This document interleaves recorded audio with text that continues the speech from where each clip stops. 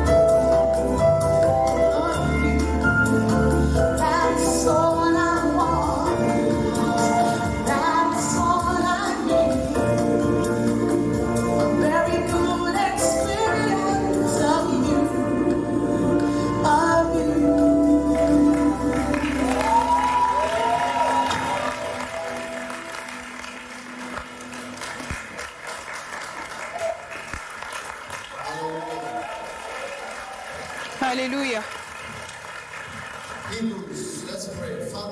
Prions.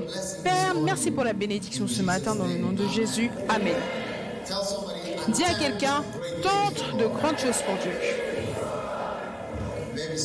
Vous pouvez vous asseoir.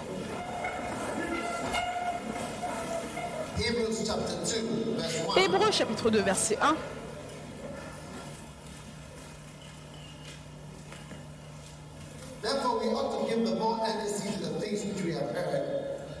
C'est pourquoi nous devons d'autant plus nous attacher aux choses que nous avons entendues, de peur que nous ne soyons emportés loin d'elles, car si la parole annoncée par des anges a eu son effet, et si toute transgression et toute désobéissance a reçu une juste rétribution. Verset 3.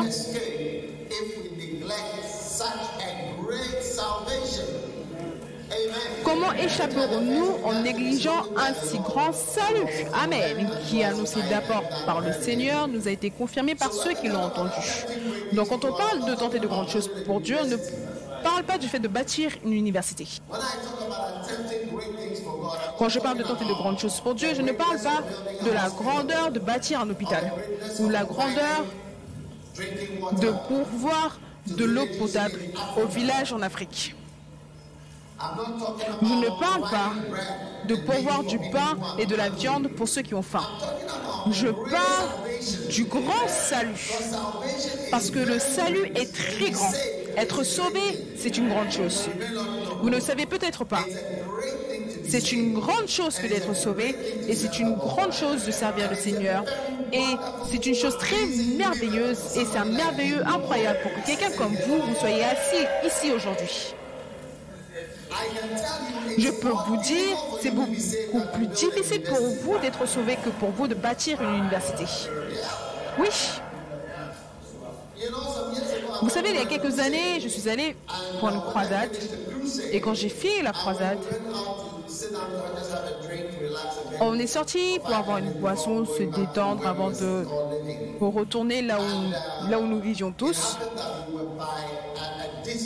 Et on s'est retrouvés à côté d'un disco, une boîte de nuit. Et cette boîte de nuit-là, alors qu'on allait vers nos voitures, il y a un gars qui est sorti de la boîte de nuit.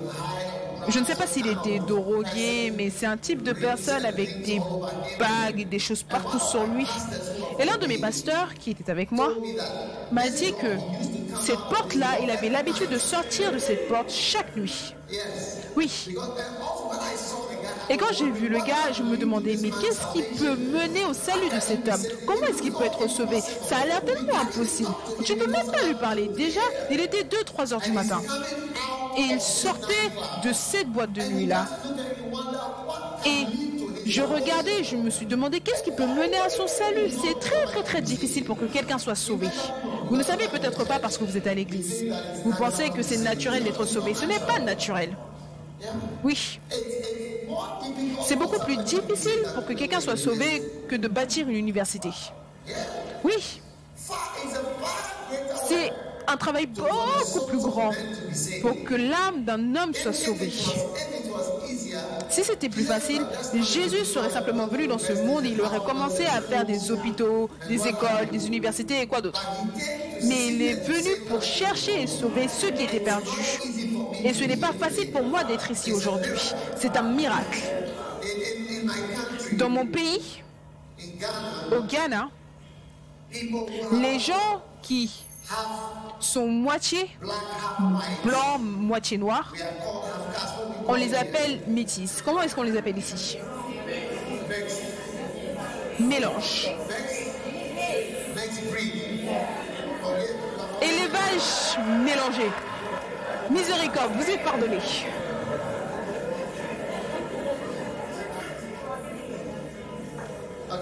Ok. Je ne sais pas comment vous les appelez, mais je vous le dis. Mon type de personne, c'était difficile d'être sauvé. Très difficile. C'est une grande chose. Comment échapperons-nous en négligeant un si grand salut? Donc, quand je parle de tenter de grandes choses pour Dieu, c'est de tenter d'emmener le salut aux gens.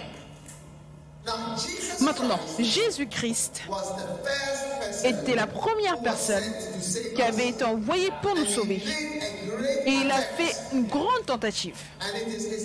Et c'est sa tentative que nous sommes en train de regarder maintenant. Et sa tentative, Dieu était tellement... La tentative de Dieu, il y a eu tellement de manœuvres pour la tentative de Dieu à voir un Joseph, un homme bon, pour épouser une vierge. Maintenant, si c'était censé arriver en Jamaïque, trouver un Joseph, ce sera un problème. Trouver une vierge, ce sera un autre problème.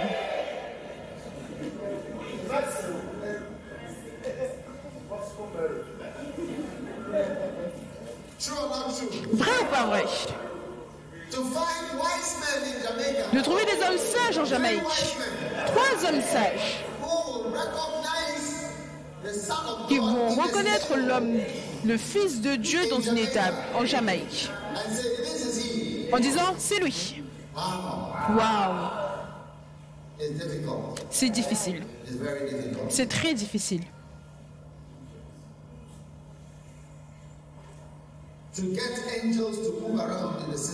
Avoir des anges qui se déplacent dans le système.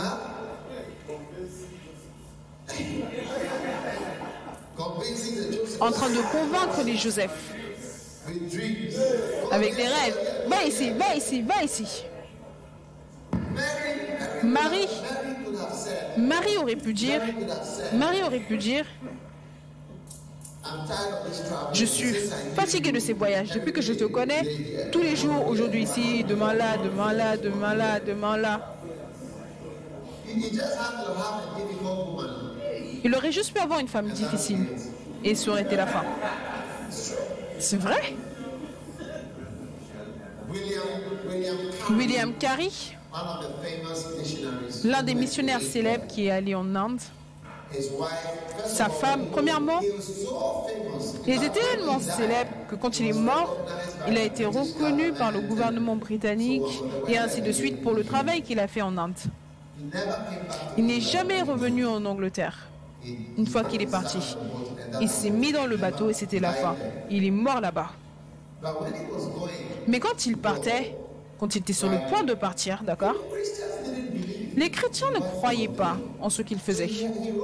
Donc il a écrit un livre. Et le livre qu'il a écrit était intitulé « Obligation des chrétiens pour la conversion des païens ». Non, obligation des chrétiens pour utiliser les moyens pour la conversion des païens. Les obligations, tout le monde dit obligation. Il expliquait que c'est l'obligation des chrétiens actuels d'utiliser tous les moyens disponibles en leur possession pour convertir les païens du monde. Oui, il devait écrire un livre et publier. C'est William Carey qui a dit « Tentez de grandes choses pour Dieu ». Oui.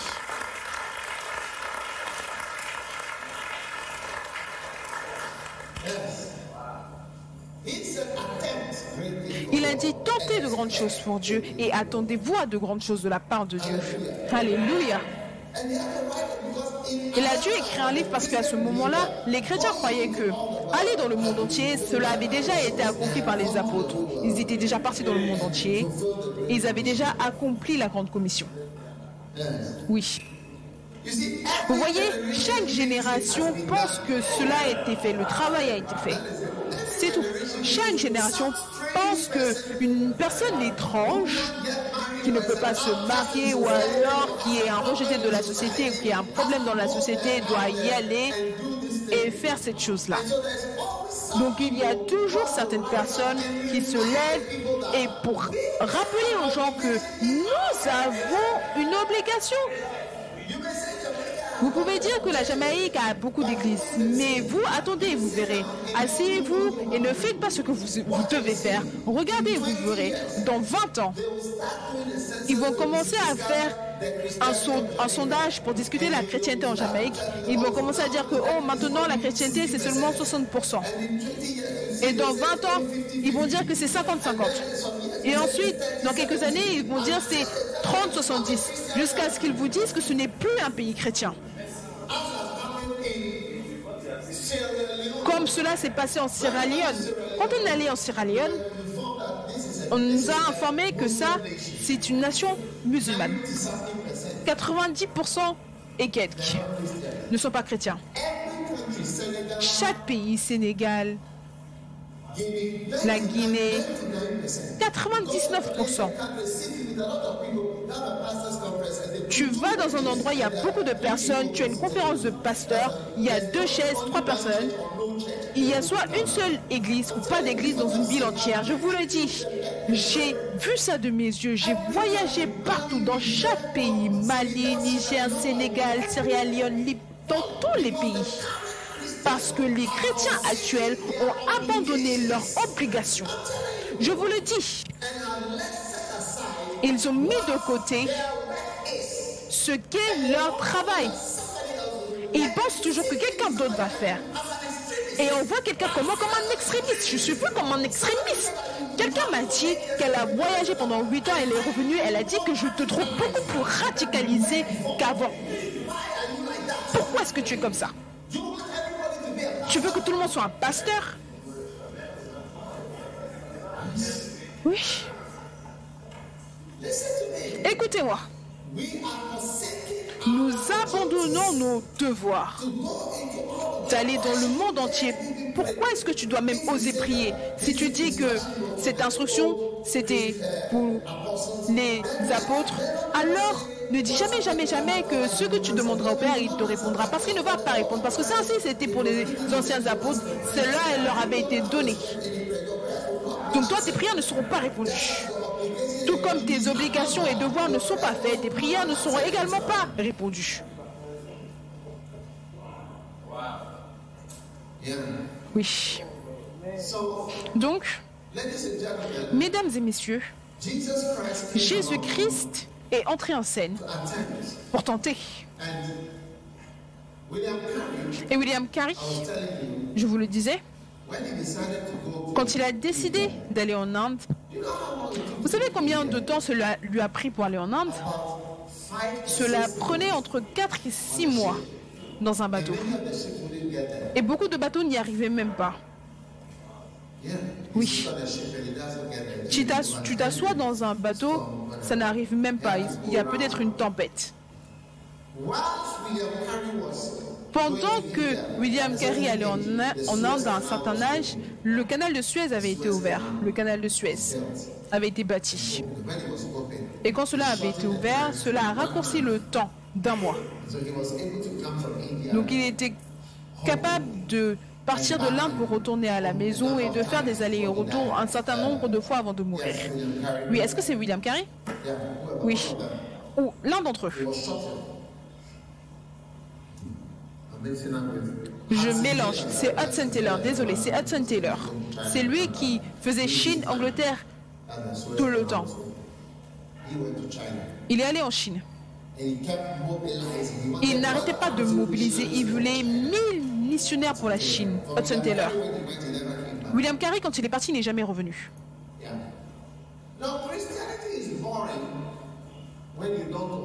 Maintenant, la chrétienté est ennuyante quand tu n'obéis pas à Dieu. C'est très ennuyeux. On doit toujours prier pour toi. On prie pour un travail, un mari. Tu viens pour les conseils. On prie pour une femme. On a des discussions, des petits rassemblements, des petites célébrations, des petits messages. C'est très ennuyeux. C'est un type de chrétienté ennuyeuse. Peut-être que vous ne le savez pas. Vous êtes toujours en train de combattre le péché, toujours en train de combattre pour arrêter de faire ça, de faire ça. Tu ne fais plus ça, tu ne fais plus ça. Ta vie entière, c'est d'essayer de ne pas faire certaines choses. Alors que ta vie entière, ça doit être d'essayer de faire des choses, de tenter de faire de grandes choses pour Dieu. Quand tu tentes de faire de grandes choses, tu oublies même que tu as des appareils génitaux. Parce que ta tête est là-haut. Ta pensée est là-haut.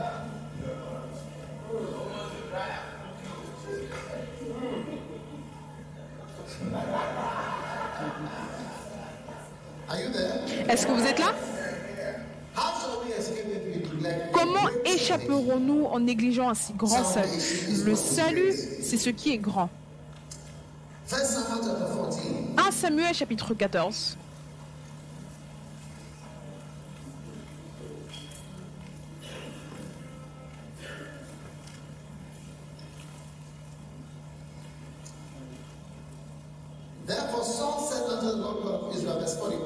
Verset 41. Saül dit à l'Éternel, Dieu d'Israël, fais connaître la vérité. Jonathan et Saül firent désigner et le peuple fut libéré. Saul dit, jetez le sort entre moi et Jonathan mon fils. Et Jonathan fut désigné. Saul dit à Jonathan, déclare-moi ce que tu as fait. Jonathan le lui déclara et dit, j'ai goûté un peu de miel avec le bout du bâton que j'avais à la main. Me voici, je mourrai. Et Saul dit, que Dieu me traite dans toute sa rigueur si tu ne meurs pas, Jonathan. Le peuple dit à Saül, quoi? Jonathan mourrait? Lui qui a opéré cette grande délivrance, grand salut en anglais, en Israël, loin de lui. L'Éternel est vivant, il ne tombera pas à terre un cheveu de sa tête, car c'est avec Dieu qu'il a agi dans cette journée. Ainsi le peuple sauva Jonathan, il ne mourut point. Alléluia. Vous voyez dans cette histoire que Saul, Jonathan a fait une petite erreur. Il a goûté un peu de miel. Mais il a été un grand combattant. Il a emmené un grand salut pour Israël. Et le peuple a dit, tu ne peux pas mourir parce que tu as emmené un grand salut au peuple de Dieu. Quand Dieu t'utilise pour emmener un grand salut, tu es exempté de la punition que tu mérites parce que tu as goûté un tout petit peu de miel. Oui. Combien ont déjà goûté un tout petit peu de quelque chose qu'ils n'auraient pas dû goûter?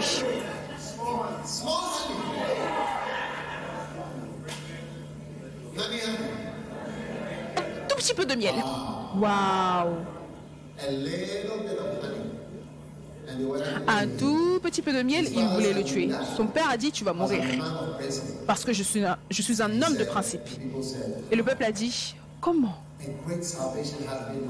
Un grand salut a été emmené à Saint Thomas, à Cuba, au travers de cette jeune fille, au travers de ce frère. Pourquoi est-ce qu'il doit mourir? Il ne va jamais mourir. Peu importe ce qui va te tuer beaucoup plus rapidement, je décrète que cela n'aura pas moyen de te tuer. Parce que tu vas tenter de grandes choses pour Dieu. Amen. Nous, mon cher ami, impliquons-nous dans ce grand salut, ok? Et vous avez vu, la venue de Jésus n'était pas facile. Quand tu viens et tu nous donnes ton rapport en disant, il y a eu des défis, il y a eu des problèmes, j'ai vu ça, ça ne marche pas. Le problème de trouver un Joseph. Je suis sûr que c'est même ça qui a retardé la venue de Christ. Trouver un Joseph, trouver une Marie, trouver des hommes sages, les organisés, les anges, les rêves, les gens qui vont obéir quand on leur dit de faire quelque chose. Voilà, tu y vas. Parce que la plupart des gens n'obéissent pas à Dieu. Tu seras un enfant obéissant. Maintenant, Jésus lui-même est entré en scène. En Matthieu chapitre 4, vous voyez l'entrée de Jésus dans sa grande mission. Et avec quoi est-ce que sa mission commence? Sa mission commence avec une réunion avec le diable.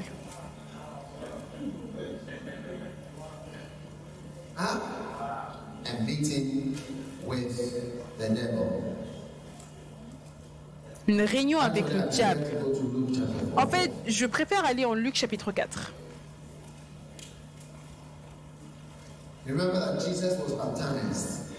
Souvenez-vous que Jésus a été baptisé vers 30 ans.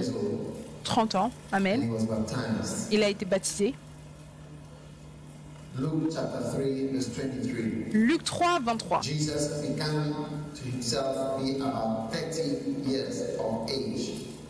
Jésus avait environ 30 ans lorsqu'il commença son ministère, étant comme on le croyait fils de Joseph.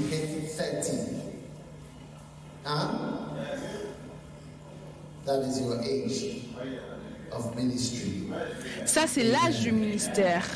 Environ 30 ans. Waouh! Dès 30 ans, je vous le dis. C'est le temps où vous devez commencer votre ministère. Vous auriez dû commencer avant. Combien n'ont pas 30 ans? Vous n'avez pas encore 30 ans. Waouh! Je suis tellement heureux que vous soyez là. Vous avez assez de temps. On a assez de temps pour vous préparer. 50 ans et plus, c'est du temps supplémentaire, c'est du bonus pour les pasteurs. Oui. Ce que tu as tenté d'accomplir pour Dieu d'ici, dès l'âge de 50 ans, parce que la Bible déclare que les Lévites doivent travailler de l'âge de 30 ans à 50 ans. Donc ceux qui ont planifié de travailler pour Dieu quand vous alliez prendre votre retraite, je ne sais pas ce que vous attendez. Ne nous donnez pas d'excuses. La vie des gens ne vous attend pas.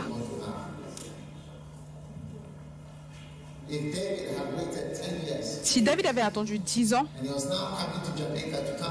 il venait maintenant en Jamaïque pour commencer une église. Je ne sais pas là où certains d'entre vous, vous serez. Certains d'entre vous, vous lui devez votre vie, votre salut. Alléluia. Donc, quand vous allez en mission, la première personne que vous devez vous attendre à rencontrer, c'est le diable. Luke chapter 4, Jesus being full of the Holy Ghost, returned from Jordan and was led by the Spirit into the wilderness. Luc 4, Jésus rempli du Saint-Esprit revint du Jourdain et il fut conduit par l'Esprit dans le désert. Quand vous recevez le Saint-Esprit, vous devez vous attendre à ce que le Saint-Esprit vous conduise. Maintenant, la sagesse de Dieu ne va pas selon la logique. Et le Saint-Esprit, ou la direction du Saint-Esprit, c'est ici, pour le conduire, pas dans une belle ville, ou un bon endroit, il aura une bonne habitation, un bon travail. Non, mais il le guide dans le désert. Est-ce que tu peux être conduit par l'Esprit? C'est une question que je pose toujours. Est-ce que tu peux être guidé, conduit par l'Esprit? Ou alors, est-ce que c'est impossible pour toi d'être conduit par l'Esprit? Tu dois te poser cette question. Est-ce que tu peux être guidé par l'Esprit? Si l'Esprit te conduit, est-ce que toi, tu vas le suivre? La plupart des chrétiens suivent le Saint-Esprit quand il dit quelque chose qu'ils aiment entendre. Si tu aimerais entendre que le Saint-Esprit te dise « épouse ce gars », tu vas dire « oh oui, épouse cette fille, oh Jésus ». Seigneur, je ne veux pas t'obéir, mais j'y pense. Mais quand il te dit d'aller quelque part qui est contre ta propre vie, contre ta réussite personnelle, oui, là, tu peux voir si tu peux être conduit par l'Esprit. Beaucoup de personnes ne peuvent pas être conduites par l'Esprit. Et à cause de cela, Romains 8,14 ne se produit pas pour eux. Romains 8,14, qu'est-ce qu'il dit? Romains 8,14.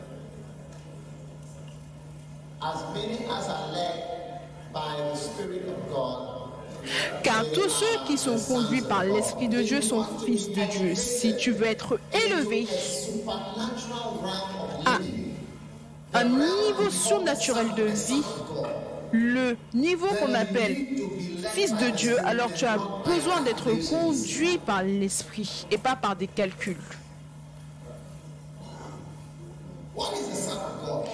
C'est qui le Fils de Dieu? Une fois, j'étais dans un pays étranger, je ne veux pas mentionner le nom du pays, mais le nom du pays commence avec un T. Et le président, le fils du président, est arrivé dans une voiture. Ils ont dit, ça c'est le fils du président. Cette voiture, c'est le seul qui a une telle voiture dans ce pays. J'ai dit, waouh! C'est un homme spécial.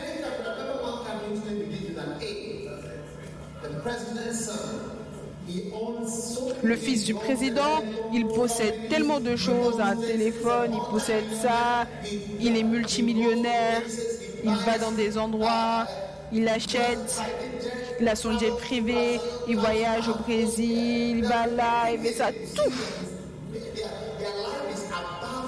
Tu vois que leur vie est au-dessus de la normale, dans un sens. Mais en Amérique, là où tout a l'air démocratique,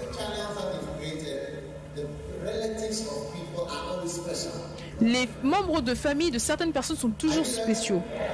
Est-ce que vous êtes là? Est-ce que vous voulez être spécial? votre vie sera au-dessus de la vie d'un Jamaïcain normal, de manière surnaturelle. Ma vie, la vie que je vis, ce n'est pas une vie normale d'un Ghanéen. Un Ghanéen normal ne voyage pas à Londres, à Guyane, Kingston, retour à Londres, Munich, là. Non, un Ghanéen normal ne fait pas cela, n'a pas une telle vie.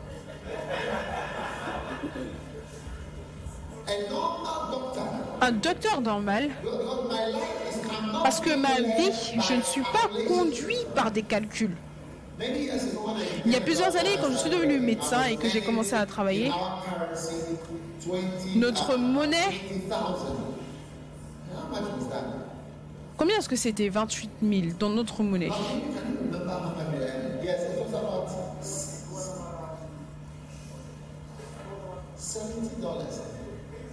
C'était à peu près 70 $. 70 $, c'est quand il y a eu une augmentation.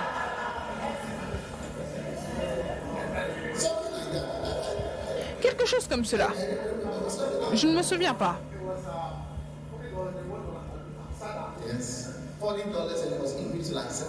C'était 40 $ et il y a eu une augmentation jusqu'à 70 $ à cette époque-là. Oui.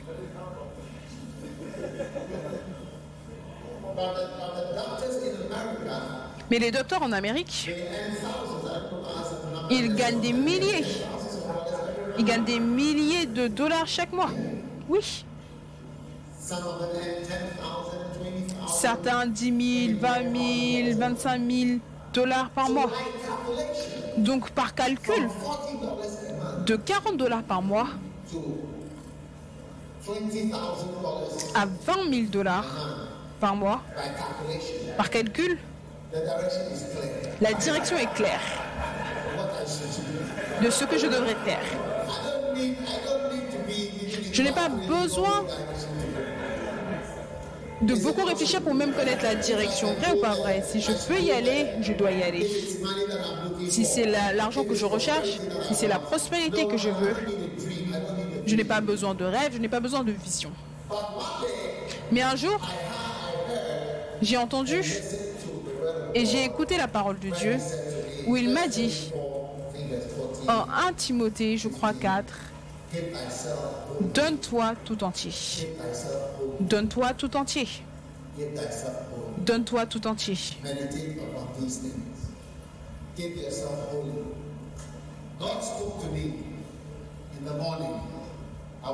Dieu m'a parlé le matin. J'étais allongé sur mon tapis dans l'hôtel de mon père, dans la chambre d'hôtel de mon père, la chambre 14. J'étais au sol. Et il m'a dit, donne-toi tout entier pour le ministère. Donne-toi tout entier.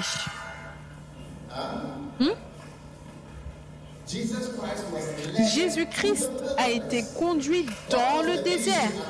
C'était quoi le ministère à ce temps-là? Le ministère, c'était un groupe d'étudiants. Il n'y avait pas une seule personne qui était assez prospère pour acheter une voiture. Tout le monde était un enfant. Et Dieu m'a dit, donne-toi à ce travail, là où il n'y a rien. C'est pour cela que je commence par poser cette question. Est-ce que vous pouvez être conduit par l'Esprit? Je viens d'écrire un livre, l'art d'entendre. Est-ce que vous pouvez entendre? Et si vous conduisez dans le désert, est-ce que vous allez y aller? Quand vous pouvez être conduit par l'Esprit, vous allez changer d'une personne normale à une personne surnormale, appelée fils de Dieu. Vous devenez un fils de Dieu. Votre vie est élevée à une dimension surnaturelle, à un niveau surnaturel, et vous n'expérimentez pas les choses normales. Vous n'expérimentez plus cela. Une vie surnormale. Une autre dimension de vie beaucoup plus élevée que vous vivez sur cette terre. Comme docteur normal, je n'aurais pas dû rencontrer des présidents. Je n'aurais même pas eu d'endroit d'opportunité pour les voir. Est-ce que vous m'écoutez? Oui. Je n'ai aucune raison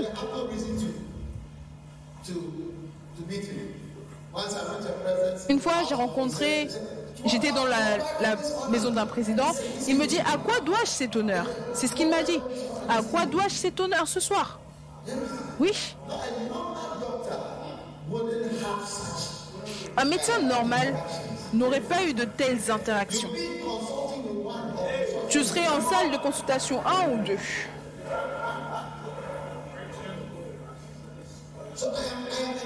Donc, je vous encourage, en tant que jeune personne, à être capable de suivre le Saint-Esprit. Votre vie monte d'un Jamaïcain normal, car il dit, car tous ceux qui sont conduits par l'Esprit, si l'Esprit peut vous conduire, alors vous êtes fils de Dieu. Mais sinon, vous êtes le fils de... C'est quoi le nom de ton père? Le fils de Queen. Et toi? Fils de David. Danny, fille de David, de Wayne, la fille de Ernest, fille de Navo et fille de qui? Fille de Lloyd, fille de qui? Belfort. Tu aurais dû être fille de Dieu. Fille de Lloyd, de Belfort, ce n'est pas puissant. Et toi, tu as dit fils de qui? Fille de Ernest. C'est qui Ernest? Est-ce que vous pensez que Ernest est aussi puissant que Jésus? Est-ce que vous pensez? Fille de Ernest. Qui est Ernest?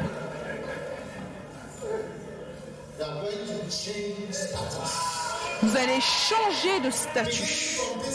En commençant par ce mois-ci, vous changez votre niveau. Oui. Oui. Mon niveau a changé. Pas par l'école où je suis allé ou par le nom de mon père. Mais en étant capable de suivre l'Esprit, si vous tentez de grandes choses pour Dieu, pour le travail de Dieu, faites ce qu'il dit.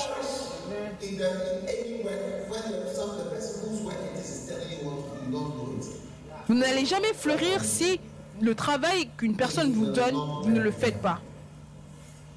Cela ne va pas bien se terminer.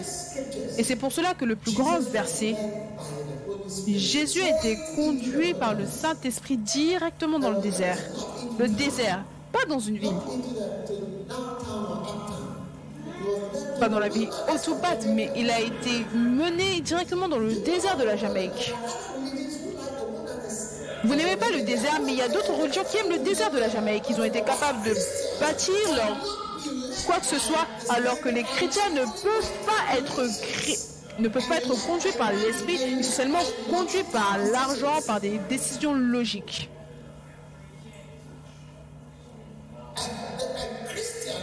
Un chrétien doit être conduit par le Saint-Esprit. Regardez. Ça, c'est un grand don que l'on a de la part de Dieu, le Saint-Esprit. C'est quoi le Saint-Esprit? Le Saint-Esprit, laissez-moi vous dire quelque chose. La sagesse vient du Saint-Esprit. Et le Saint-Esprit vous rend sage. Ou alors, la sagesse, c'est comment vous pensez. Comment vous pensez. C'est pour cela que la Bible déclare qu'un homme insensé, sa sagesse lui laisse tomber, ou plutôt que la manière dont il pense la laisser tomber. Et il annonce au monde entier qu'il est un insensé, parce que ta sagesse te guide. Donc le Saint-Esprit, c'est celui qui emmène la sagesse spirituelle, la sagesse venant de Dieu. Il te dit quoi faire. L'esprit de sagesse, l'esprit de compréhension. Jésus a dit que quand il viendra, il vous montrera quoi faire. Tout endroit où Jésus est allé, il a commencé à apparaître à différents groupes. Il leur a dit, la promesse est dans le Père, ce grand don venant du Père de vous donner le puissant Saint-Esprit. C'est ça que vous devez attendre. Et quand il viendra, le puissant Saint-Esprit va commencer à travailler en vous. Il va commencer à vous enseigner, vous conduire. Ça, c'est le premier grand effet. C'est pour cela que le Saint-Esprit est appelé esprit de conseil. Conseil, qu'est-ce que tu vas faire? Qu'est-ce que tu vas faire? Qu'est-ce que tu vas faire? Quelle est la meilleure chose à faire?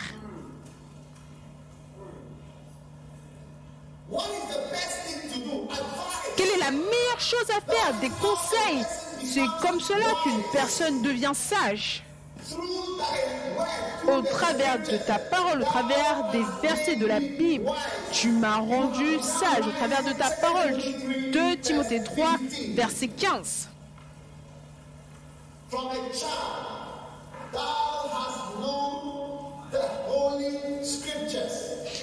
Dès ton enfance, tu connais les saintes lettres qui peuvent te rendre sage.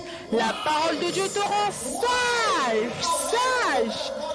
Alors pourquoi est-ce que la parole de Dieu te rend sage? Parce que le verset suivant nous dit, le verset tout suivant nous dit que toute écriture, d'accord, est donnée et inspirée de Dieu. Est inspirée de Dieu. La version anglaise dit est donnée par inspiration de Dieu. Les paroles que je dis, ce ne sont pas des mots ordinaires, ce sont des paroles inspirées, ce sont des paroles qui ont été réanimées par Dieu, par le Saint-Esprit. 2 Pierre 1, 20. 2 Pierre 1, verset 20. 2 Pierre 1, 20. Sachant tout d'abord vous-même qu'aucune prophétie de l'Écriture ne peut être un objet d'interprétation particulière, et verset 21, mais, et en français, car ce n'est pas une volonté d'homme qu'une prophétie a jamais été apportée. Donc la parole n'a pas été emmenée par la volonté d'homme, mais c'est poussé par le Saint-Esprit. Saint-Esprit, donc le mouvement du Saint-Esprit chez une personne fait de sorte qu'il se lève et que ce qu'il écrit, ce ne sont pas des mots ordinaires. C'est pour cela que cela emmène la sagesse. Pourquoi? Parce qu'ils sont inspirés, poussés par le puissant Saint-Esprit. Ça, c'est le grand don que vous pouvez recevoir, qui peut vous être donné, c'est le Saint-Esprit. Dès qu'il vient, il doit dominer votre vie, dominer vos décisions. Il doit dominer tout vous concernant et commencer à vous pousser. Commencez à organiser, que ce soit dans les villes, le désert. Il doit être capable de changer votre vie entière.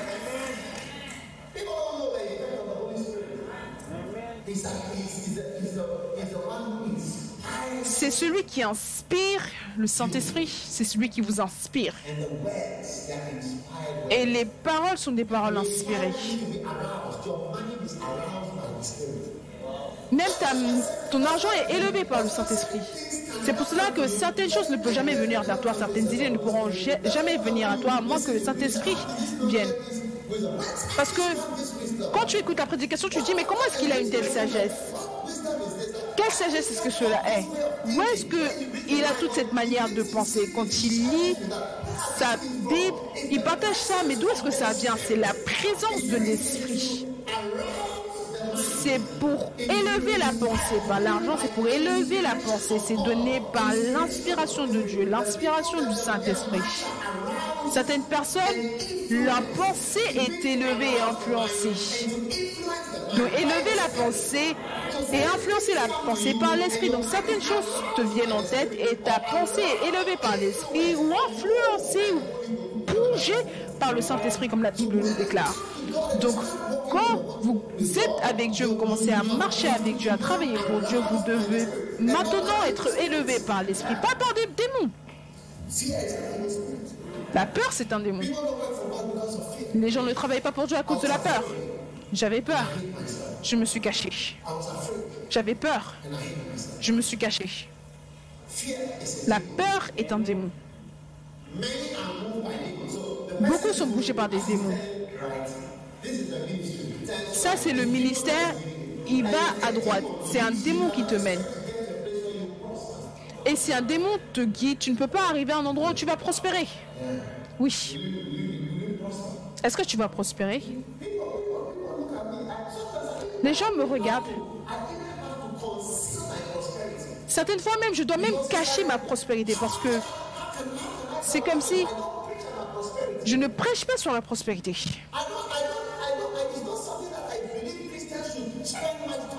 Et c'est quelque chose que je ne pense pas que les chrétiens doivent passer tellement de temps à prêcher dessus. Mais quand un démon te conduit, va te mener vers la pauvreté. Beaucoup de personnes ont été menées par des démons directement vers la pauvreté. Boum, très méchant. Alors que le Saint-Esprit te conduit vers la prospérité parce que ta pensée est influencée ou alors élevée par le Saint-Esprit. Toujours. Vous savez, quand Dieu m'a béni dans le ministère et a fait de moi, a fait de sorte que je n'emprunte pas d'argent, je n'ai jamais lu un livre sur les finances. Personne ne m'a jamais dit de ne pas emprunter. Mon père terrestre, c'était quelque chose qu'il faisait. Il empruntait de l'argent quand il était en vie. Ce n'était rien pour lui d'emprunter de l'argent s'il en avait besoin. Ce n'est pas quelque chose qu'on m'a enseigné de ne pas emprunter. Mais j'ai commencé à ne pas aimer cela. Une fois, quelqu'un m'a parlé d'hypothèque. Et je ne sais pas comment, mais ma pensée a été influencée pendant de nombreuses années. Ça a été influencé contre cette chose-là. Je ne sais même pas d'où est-ce que ça vient. Aujourd'hui, la plupart des gens qui auraient soutenu le ministère ou même travaillé pour Dieu ne peuvent pas le faire à cause d'une seule chose, c'est à cause des dettes qu'ils ont, les hypothèques qu'ils ont, qui les ont liées, et beaucoup d'entre eux vont mourir avant le temps. Ils vont mourir avec ça et ils ne seront jamais libres de cela. Mais ce n'est pas une malédiction, mais c'est juste une statistique normale que vous allez voir.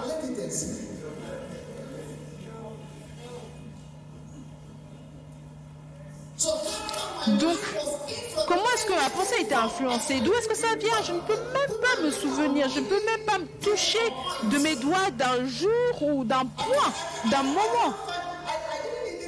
Je ne sais même pas. Récemment, j'ai rencontré un homme d'affaires dans mon église.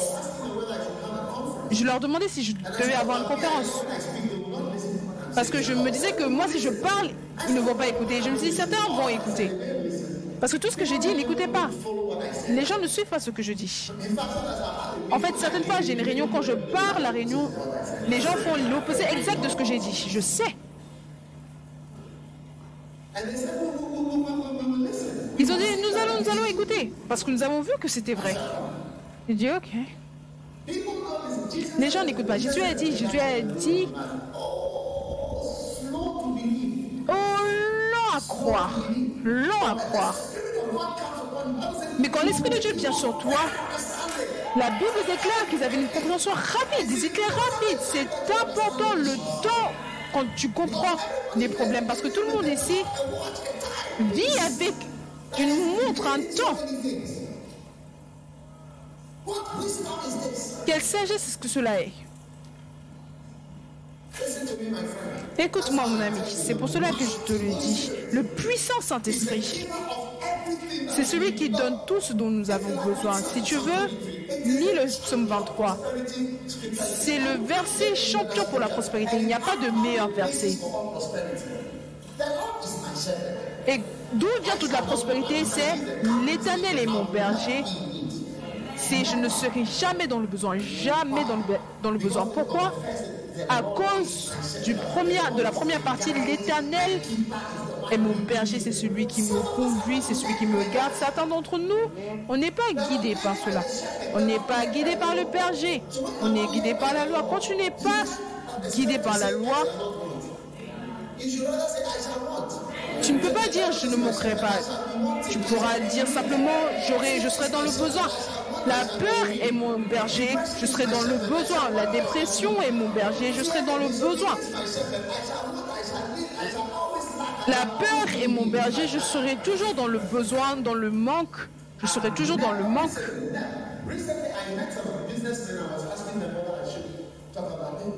Récemment, j'ai parlé aux businessmen. Certains d'entre eux m'ont dit, on veut te parler. Ils ont dit, regarde,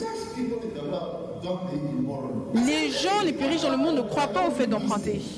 J'ai dit vraiment, moi je ne lis pas ce genre de choses. Je ne lis pas la biographie de Bill Gates, de Steve Jobs. Je ne lis pas tout ça. Je ne sais même pas ce qu'ils disent. Ils m'ont dit, Warren Buffett, l'homme le plus riche, il ne doit à personne. Il ne doit à personne.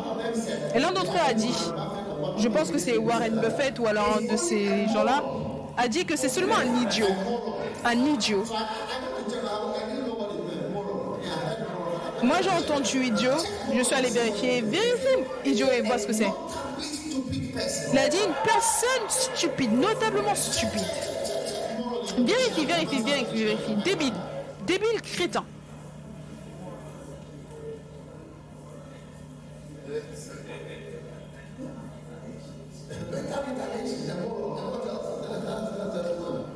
Un crétin,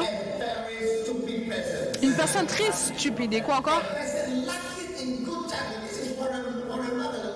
Ça c'est Warren Buffett. Ceux d'entre vous, vous recherchez la sagesse séculière. Moi je ne parle pas de cette sagesse-là, je parle de la sagesse qui vient d'en haut. Pas de ces choses-là, mais... Qu'est-ce qu'il a dit? Il a dit, qu'est-ce que c'est quoi crétin? Crétin c'est quoi? Vous n'avez pas de dictionnaire. Un stupide notable va emprunter de l'argent pour faire des affaires. C'est ce qu'il a dit. Il a dit, il n'y a seulement qu'un crétin qui va emprunter de l'argent pour faire des affaires.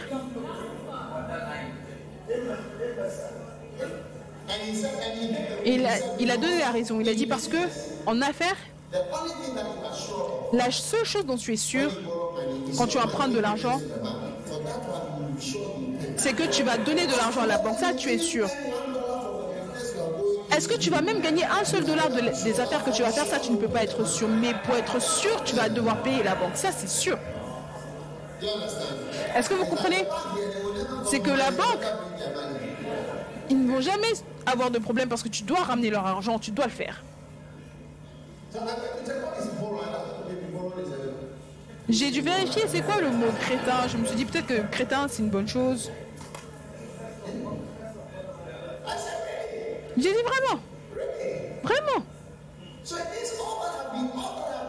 Donc tout ce que je n'arrêtais pas de partager, tout ce que je ne cessais de parler, c'est une grande sagesse qui ne vient pas de ces choses-là, parce que je ne lis pas toutes ces choses. C'est que Dieu l'a mis dans mon cœur, dans ma pensée, que je ne dois pas faire cela. N'emprunte pas pour bâtir l'église, acheter des voitures. Si tu n'as pas, arrête simplement. Tu n'as pas. Il n'y a qu'un crétin, stupide notable, avec une intelligence limite.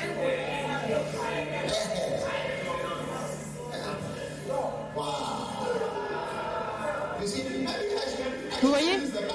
Peut-être que je ne devrais pas utiliser la Bible. Je dois plutôt utiliser ces gens. Peut-être que ce sont les gens que vous respectez. Ça, ce sont les gens auxquels vous croyez.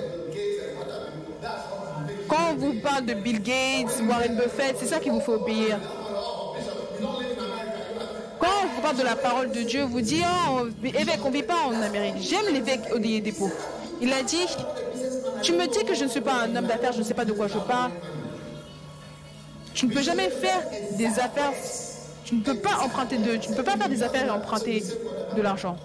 Tu me dis quoi que ce soit, parce qu'il a construit 2 universités sans emprunter. Tu dis que je ne vis pas en Amérique, donc je ne sais pas. Je ne vis pas en Jamaïque, donc je ne sais pas. Ta bouche.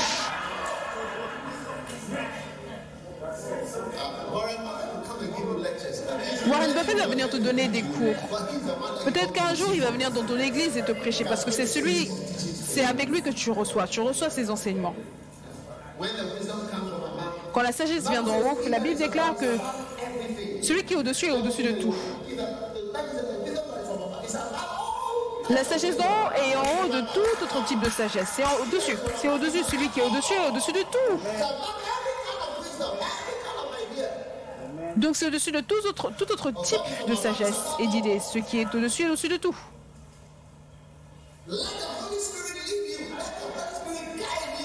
Que le Saint-Esprit vous guide, vous conduise.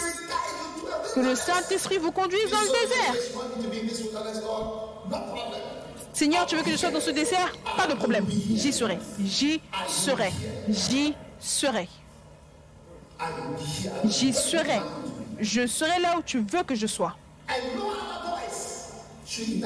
Et aucune autre voix ne doit interférer quand Dieu vous dit. William Carey, il a dit, Sa femme lui a dit, je ne pars pas. Sa femme lui a dit, je ne pars pas. His wife said, Sa femme a dit, je ne pars pas avec toi. and his going was delayed by one year. Et son départ a été retardé pendant près d'1 an. The wife's sister La sœur de sa femme told her, look, you have to be with your husband. a dit, tu dois être avec ton mari. Tu dois partir avec ton mari pour cette mission. Let him go and live here. Tu ne peux pas le laisser partir et toi tu es là. I will go with you Sa sœur a dit, je vais partir avec toi. to assist, to just be with you and to help. Pour être avec toi, pour t'aider. What a sister. Quelle sœur! And the sister, Et la sœur, quand elle est arrivée en Inde, blessed her with a wonderful husband. Dieu l'a bénie avec un mari merveilleux. Oui. Quelqu'un l'a vu dès qu'elle est arrivée en Inde. Surnaturel. Vous allez être dans un niveau de vie beaucoup plus supérieur. Croyez en la sagesse surnaturelle. On n'a pas un séminaire. Je ne suis pas ici pour vous enseigner des choses logiques. Your life will be super Votre vie sera surnormale. Surnormale. as you attempt to bring peace. Alors que vous tentez de grandes choses pour Dieu. Being full of the Holy Ghost returned from Jordan. Jésus, rempli du Saint-Esprit, revint du Jourdain. Il fut conduit par l'Esprit. Donc l'Esprit a déplacé, l'a influencé To go to the wilderness. pour qu'il aille dans le désert. Wilderness now. He went there. Il y allait dans le désert. Set aside. Ne mettez pas de côté le Saint-Esprit. Quand vous le faites, Set aside. si j'avais mis de côté le Saint-Esprit, j'aurais mis de côté ma vie, ma prospérité. Je veux dire, Set aside. j'aurais mis de côté, j'aurais tout mis de côté. Parce que sans lui, je n'ai rien. Je n'ai rien. Où est-ce que je serais? Où est-ce que je serais If I wouldn't follow the Holy Spirit. si je ne suivais pas le Saint-Esprit? Où est-ce que je serais s'il ne me guidait pas? When things come to my mind, I Quand les choses me viennent en tête, see them in my mind is the Holy Spirit. je suis sûre que la chose qui me vient en tête vient du Saint-Esprit. Because I analyze, is it fear? Certaines fois, j'analyse, je dis, est-ce que c'est la peur ou est-ce que c'est le Saint-Esprit? Est-ce que ce n'est pas la peur? Est-ce que c'est à cause de ça? Je dois analyser quel type de sentiment, de pensée me vient en tête. Quel type de pensée est-ce qui me vient dans la tête? Try to follow the mighty Holy Essaye de suivre le puissant Saint-Esprit. Sois conduit par l'Esprit. Spirit so that you lift yourself up to a soul. Comme cela, il va t'élever dans une manière surnaturelle de vivre. When you do, your life Quand il est avec toi, ta vie ne sera pas une vie ordinaire. Tout le monde dira que cette personne est enfant de Dieu.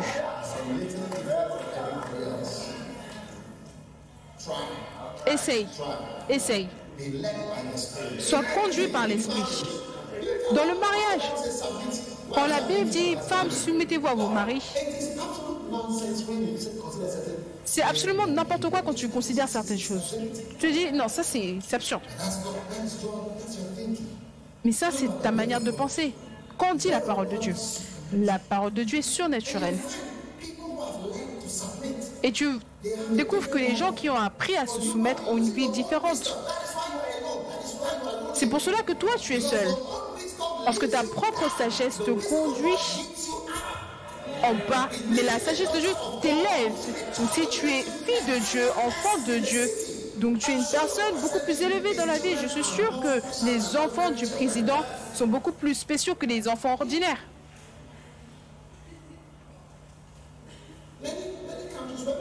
Beaucoup de pays, quand le président n'est pas président, son enfant va dans une école normale. Dès qu'il devient président, ils vont à l'école en Amérique, ils vont à l'école là-bas, parce qu'il a été élevé au niveau de l'enfant de quelqu'un qui a une responsabilité élevée. Donc ceux qui sont conduits par l'esprit, tu es conduit par l'esprit, tu es conduit par l'esprit, tu es conduit par l'esprit, tu es conduit par l'esprit, tu es conduit par l'esprit, tu es conduit par l'esprit, tu es conduit par l'esprit, tu es conduit par l'esprit, tu es conduit par l'esprit. Quelle est la dernière ville en Jamaïque, de l'autre côté de l'île?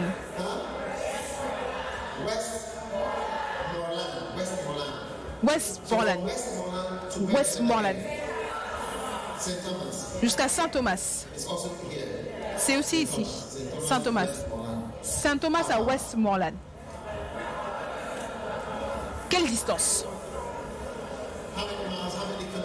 Combien de kilomètres?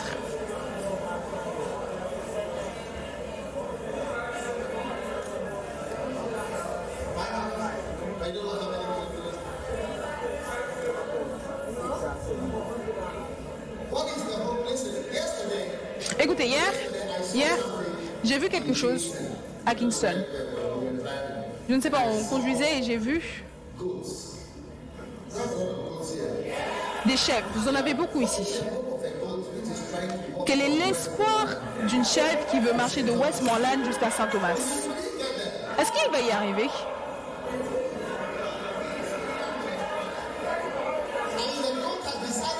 Je veux dire, la chèvre a décidé de marcher de lui-même, de Westmoreland à Saint-Thomas. Est-ce que vous pensez qu'il va y arriver?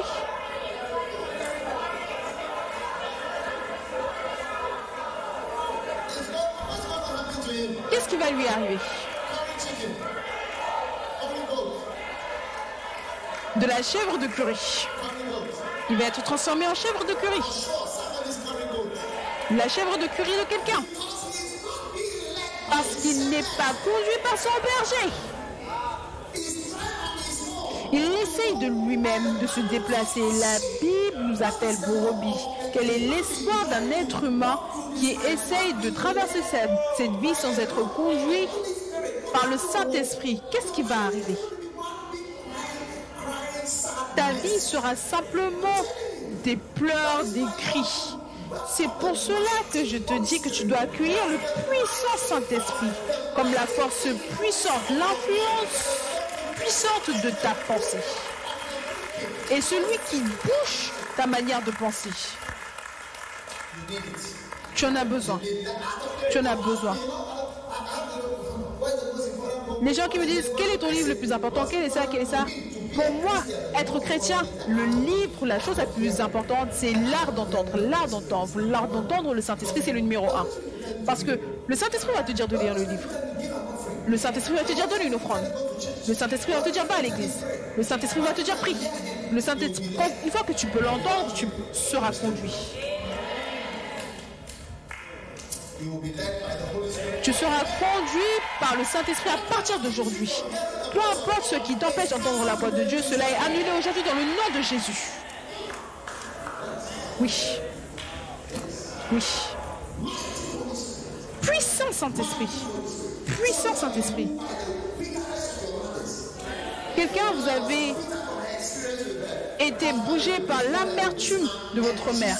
Elle a été amère par ses expériences, dont maintenant, elle vous a parlé avec cela. Maintenant, votre conduite actuelle, c'est basé par cet esprit d'amertume-là. Donc, ce n'est pas du tout l'Esprit de Dieu, ce n'est pas le Saint-Esprit. Maintenant, vous entendez l'Esprit de Dieu qui vous parle au travers du pasteur, de la parole de Dieu qui vous dit pardonnez, soyez humbles, oubliez l'orgueil. Ça, c'est le Saint-Esprit qui vous parle. Il essaye de vous conduire vers d'autres niveaux de vie. C'est pour cela que vous devez faire attention. Vous devez toujours vous demander, c'est lequel le Saint-Esprit? Est-ce qu'il parle? Est-ce qu'il parle? Est-ce qu'il conduit? Est-ce qu'il conduit? Est-ce qu'il conduit? Je vais vous le dire, la première mission du Saint-Esprit, c'est de nous transformer en gagnants d'âme. Une fois que le Saint-Esprit vient, attendez. Quand le Saint-Esprit vient, quand le Saint-Esprit est descendu, 3000 personnes ont été converties immédiatement. Dès qu'il a atterri sur terre, quand il a atterri avec le parachute, il est arrivé, 3000 personnes ont été sauvées. Et il influence les enfants de Dieu pour aller de Jérusalem en Samarie, en Judée, jusqu'au bout de la terre. Ça, c'est la présence du Saint-Esprit dans l'Église. Quand le Saint-Esprit vient au milieu de nous, vous allez entendre de telles choses. Tente d'aller. Ce n'est pas la voie du monde. Essaye d'avoir une bonne vie. Essaye d'avoir de l'argent. Essaie de t'emprunter. La prospérité, ça. Non, ça c'est aussi bien. Mais la voix du Saint-Esprit va vous dire, tu recevras la puissance. Une fois que le Saint-Esprit viendra, vous deviendrez des témoins. Vous allez commencer à parler de lui. Vous allez commencer à être conduit par lui. Vous allez commencer à aller en Jérusalem. Vous êtes intéressé en Judée. Vous êtes intéressé à Samarie. Vous êtes intéressé aux extrémités du monde. Qu'est-ce qui m'a fait envoyer David ici? Qu'est-ce qui m'a fait envoyer David ici? Est-ce que vous pensez que j'attends quelque chose de la Jamaïque?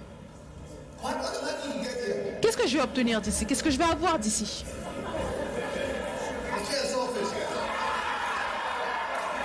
Je suis venu pour prendre du poisson.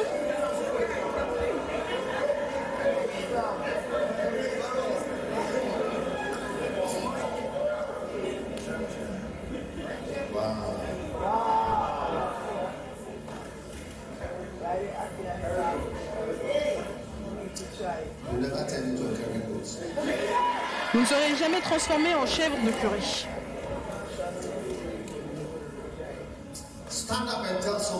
Tenez-vous debout et dites à quelqu'un, regarde-moi. Regarde-moi. Je suis le Saint-Esprit. Je ne suis pas l'amertume, la peur, la méchanceté. Je suis l'Esprit. Et regardez, vous recevrez la puissance après que le Saint-Esprit soit survenu sur vous et vous deviendrez mes témoins. Ça, c'est l'influence du Saint-Esprit. Mais l'Église chrétienne aujourd'hui, combattre contre le mariage gay, combattre contre l'homosexualité. Est-ce que vous êtes une organisation? Est-ce que vous pouvez changer les tendances du monde? Et vous recevez la puissance du Saint-Esprit et vous allez combattre le mariage gay, vous allez combattre l'avortement. C'est ce que l'Église a été réduite. Voilà ce à quoi l'Église a été réduite. D'être une organisation qui combat le mal social. Quand vous parlez de chrétienté, combattre ces choses sociales, non, quand le puissant Saint-Esprit vient, tout ce que je dis qui n'est pas dans la Bible, juste déféquez dessus. Ne perdez pas votre temps, je ne suis rien. Mais si vous pouvez le voir dans la parole de Dieu, alors prenez-la. Ne vous inquiétez pas de moi, moi je ne sais pas où penser. Si vous pouvez le voir dans la Bible, suivez. Qu'est-ce qui se passe quand le Saint-Esprit vient sur les gens? Ils deviendront des témoins. Ils seront préoccupés par rapport à la Jérusalem, pas seulement Jérusalem, pas seulement Jérusalem. La Judée. Est-ce que vous savez à quel point le Ghana est loin d'ici? J'ai quitté le Ghana pour venir en Jamaïque. J'ai quitté à 10 h, à peu près vers 11 h du matin. J'ai voyagé 6 h jusqu'à Londres. J'ai attendu 3 heures. Ensuite, j'ai voyagé 9 h jusqu'à Miami. J'ai attendu 3 heures. Et j'ai voyagé presque 2 heures pour venir ici. Comptez. 25 heures. Oui, juste pour être ici. Quand dans mon pays, je suis important. Ça fait des années que je suis important dans mon pays.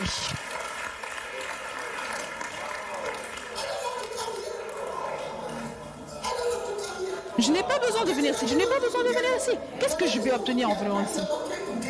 On n'essaie pas d'obtenir des choses. On essaie de nous autoriser nous-mêmes à être influencés par le Saint-Esprit. Donc quand je me tiens ici, et je vous parle de Saint-Thomas et de Cuba et d'Haïti et d'autres endroits dont vous ne vous souciez pas, je vous dis que quand le Saint-Esprit est sur vous, vous allez commencer à vous soucier de ces endroits-là. Oui. Les gens ne se soucient de rien une fois qu'ils ne peuvent pas voir. Si c'est loin, je m'en fous. Va en enfer. Ça, c'est ton problème. Mais ce n'est pas comme ça que je pense. Je n'ai jamais pensé de cette manière. Je peux prier et commencer à pleurer dans ma chambre. Je vais prier pour la Guinée, pour les villes, le Libéria. Je vais commencer à pleurer. Le Saint-Esprit me fait pleurer. C'est le fardeau du Saint-Esprit. C'est le Saint-Esprit. Je ne connais personne là-bas. Je ne connais personne là-bas. Et Dieu est celui qui a le fardeau. Il a envoyé son Fils. Dieu essaie de sauver les gens, je vous le dis. Il essaie de sauver les gens. Oui. L'influence du Saint-Esprit élève ta pensée. Il t'inspire, il influence la pensée. C'est comme cela qu'il est. Tu vois, la parole est donnée par inspiration.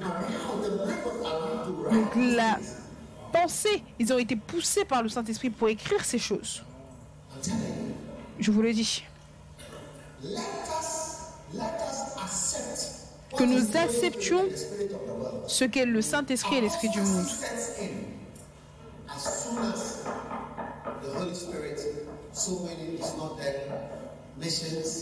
L'apostasie est arrivée dès que le Saint-Esprit n'était plus là.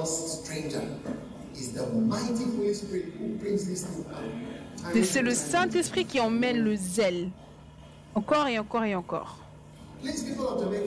S'il vous plaît, peuple jamaïcain, suivez le Saint-Esprit. Parce que c'est quoi l'argent? L'argent, si je n'ai pas d'argent, est-ce que vous pensez que je peux voyager? Ou est-ce que vous savez combien cela coûte de voyager? Est-ce que vous savez combien cela me coûte de venir ici? Est-ce que vous pensez que vous êtes ceux qui payent pour que moi je vienne ici?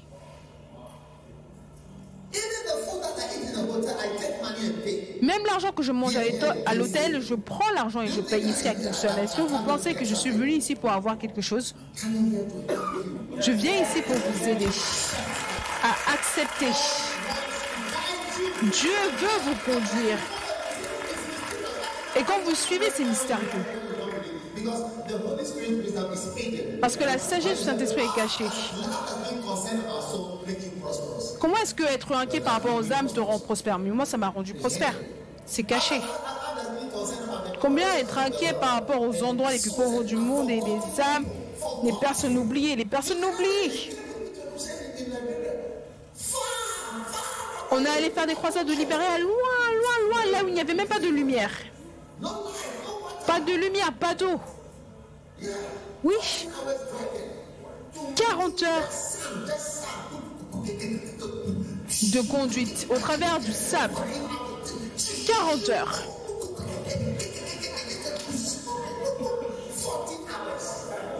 14 heures plutôt, 14 heures. Pourquoi 14 heures? Là d'où nous venons, on est déjà important. On n'a même pas besoin de publicité, on s'en fout de ça. Le président du Libéria, sa femme, elle m'a dit, wow. Quand j'ai entendu que tu es allé à Zuédro, j'ai dit, ah, pourquoi? Qu'est-ce qui ne va pas bien chez eux? Pourquoi est-ce qu'ils y vont? Parce que si les politiciens ne se soucient même pas là où ils doivent diriger, cela demande le puissant Saint-Esprit de me toucher avant que moi je ne pense même à devoir aller à Zuédro, de penser même à Haïti. Pourquoi est-ce que je dois même aller en République dominicaine, dans tous ces endroits? Parce que moi je vais bien, tu te dis tu vas bien dans ta ville. Mais je dois plutôt suivre le Saint-Esprit. Je préfère plutôt être conduit par le puissant Saint-Esprit. Et peu importe nos besoins ici, nous devons, et vous devez lever vos yeux, et dire, Seigneur, j'ai confiance en toi. Car tous ceux qui sont conduits par ton esprit sont enfants de Dieu, sont fils de Dieu. Et Jésus est venu dans cette mission. Et il a réussi. Il n'a jamais suivi l'argent, il n'a jamais suivi le monde, il n'a jamais suivi les richesses, même quand l'homme riche est venu. L'argent est très dangereux. Ceux d'entre vous, vous êtes conduits par l'argent. Tu veux épouser un homme parce qu'il est riche, c'est dangereux. Tu es en danger. Même quand un homme riche est venu pour rejoindre Jésus, Jésus lui a dit, va donner ton argent. Va donner ton argent. Va donner ça aux pauvres. Et toi, viens tout nu. Viens simplement avec ta veste et ton petit bagage. Et allons-y. Quoi? Tu veux que je donne mon argent? Oh. Ne t'inquiète pas, Dieu va prendre soin de nous. Quoi? Oui, quoi? Oui, quoi? Si c'était les pasteurs aujourd'hui, ils auraient dit à l'homme riche, tu sais, originellement,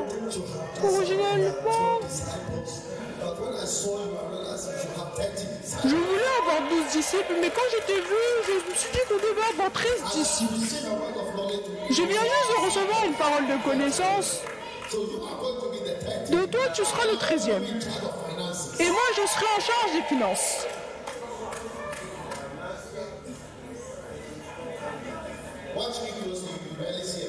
Regardez-moi attentivement, vous allez rarement voir un homme riche à côté de moi. Mes amis sont pasteurs.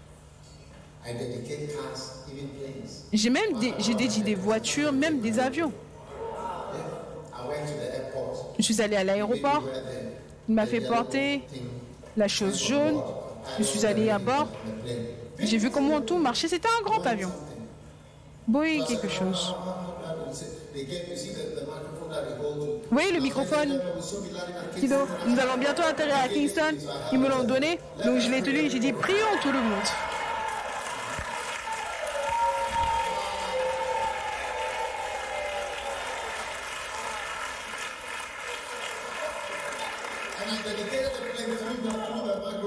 Et j'ai dédié l'avion au travers de ce microphone. Oui. Comme une hôtesse de l'air. Les pilotes, tout le monde, ils sont restés dans l'avion. Les hommes blancs, ils étaient tous là. Prions. Oui, ils ne peuvent pas se tenir debout parce qu'ils n'ont pas de chaise. Ils ne peuvent pas facilement se tenir là-bas. Mais toutes ces personnes-là ne sont pas aux côtés de moi. Je ne me dis pas, sois près de moi, sois près de moi, sois près de moi. Non. Je n'ai besoin de personne, j'ai besoin de Dieu. J'ai besoin du Saint-Esprit. J'ai besoin de Dieu, alléluia. Tes commandements m'ont rendu riche. Tes commandements m'ont rendu riche. Car tous ceux qui sont guidés par l'Esprit, si tu veux tenter de grandes choses pour Dieu, n'attends pas ça avec ta propre sagesse. Attends-le au travers de la puissante direction conduite du Saint-Esprit. Et c'est pour cela que quand tu vas rencontrer le diable, tu ne vas pas commencer à maudire Dieu. Oh Dieu, pourquoi est-ce que de mauvaises choses m'arrivent depuis que je commence à t'obéir, depuis que je te suis? Il n'y a que des mauvaises choses qui m'arrivent. Est-ce que tu m'aimes vraiment? Est-ce que tu connais combien d'enfants William Carey a porté? Adoniram Jackson? Combien d'enfants est-ce qu'ils ont enterré? Ils ont enterré 8 enfants. Et ils ont également enterré leurs femmes. Une femme, 2 femmes, 3 femmes à côté de leurs enfants. Et c'est l'une des choses qui a rendu sa femme folle, en train de l'accuser de toutes choses, coucher avec la voisine, coucher avec la femme de son associé, avec des Indiennes. Elle a accusé de tout. Et après, un des enfants est mort. Parce que tu n'es pas conduit par l'esprit. Quand tu rencontres le diable, tu commences à pleurer. Oh Dieu, oh Dieu, oh Dieu, oh Dieu, oh Dieu. Est-ce que tu m'as appelé? Pourquoi? Parce que tu n'es pas conduit par l'esprit. Si tu étais conduit par l'esprit et que tu rencontrais le diable, tu ne serais pas bougé. Si tu lis les histoires, tu vas commencer à pleurer. Des choses qui leur sont arrivées. Mais au travers de leur vie, ils ont fait quelque chose. Ils ont fait quelque chose de merveilleux. Quand vous lisez l'histoire de Jésus, vous allez commencer à pleurer.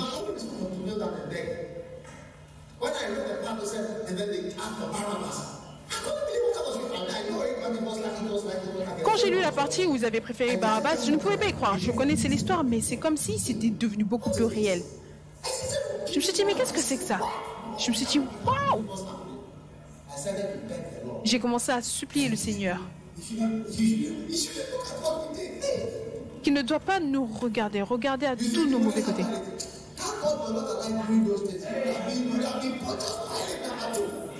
Rendons grâce à Dieu que nous n'ayons pas été à cette époque-là parce qu'on aurait été Ponce Pilate numéro 2. On ne peut même pas tenir la vérité même quand la vérité est devant nous.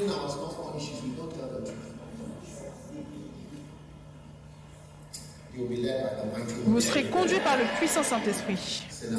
Asseyez-vous.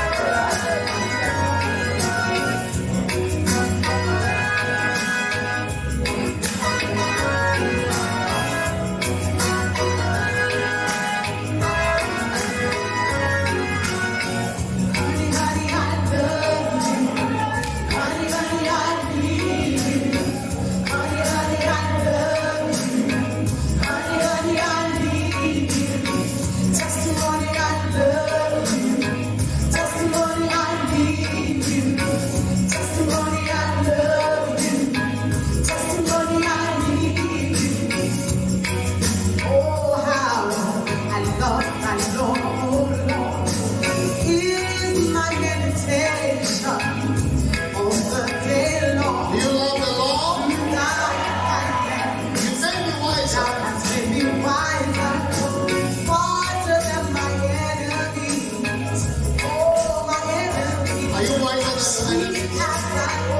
Est-ce que vous êtes plus sage que votre ennemi?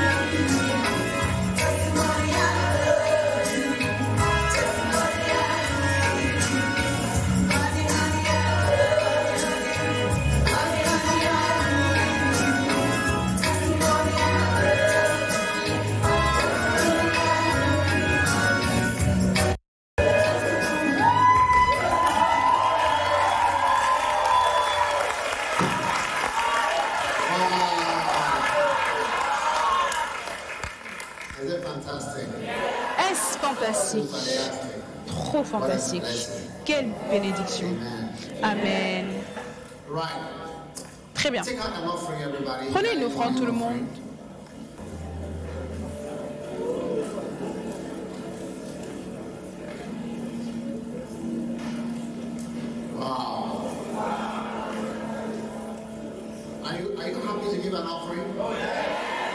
Êtes-vous heureux de donner une offrande? Waouh, il n'y a que le Saint-Esprit qui peut vous rendre heureux de donner une offrande alors que vous avez besoin d'argent pour tellement de choses, n'est-ce pas vrai? Levez. Père, merci 1 million de fois pour cette opportunité merveilleuse que nous avons de donner une bonne offrande pour aider ton œuvre. Dans le nom de Jésus, nous prions. Amen. Placeurs, recevez les offrandes.